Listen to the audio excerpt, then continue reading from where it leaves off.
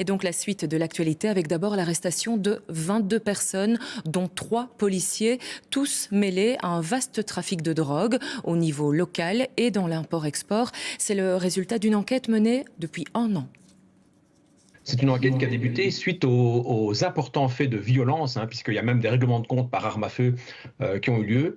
Et donc c'est dans le cadre de cette violence liée au milieu de la drogue qu'on s'est servi d'informations récoltées dans ce cas ici pour connaître mieux les suspects, pour avoir d'autres éléments, comme par exemple le fait qu'ils voulaient utiliser des hélicoptères pour envoyer en Grande-Bretagne de la drogue qui était en Belgique.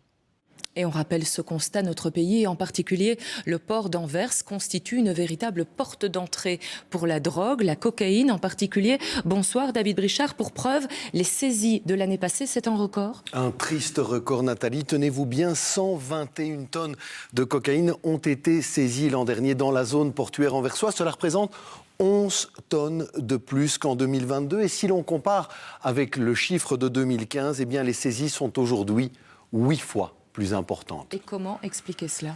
Bien, c'est d'abord une coopération de plus en plus efficace entre les douanes et les policiers à l'international. Et puis, depuis quelques années, les autorités ont infiltré avec succès les réseaux cryptés de communication utilisés par les criminels. On peut citer notamment le dossier Sky ICC, mais n'oublions pas que la demande en cocaïne en Europe est de plus en plus importante, et donc la production aussi, et c'est une des explications de cette augmentation de saisies. Oui, vous l'avez dit, il y a plus d'efficacité donc, et aussi plus de travail pour les autorités judiciaires du pays. Oui, effectivement, rien que sur l'arrondissement d'Anvers en 2023, la police judiciaire fédérale a ouvert 190 nouveaux dossiers liés au trafic de drogue. On parle aussi de 150 arrestations uniquement dans la zone portuaire, mais toutes les régions du pays sont concernées. Pour preuve, par exemple, ce qui s'est passé ces derniers jours à Bruxelles. Effectivement, merci à vous, David.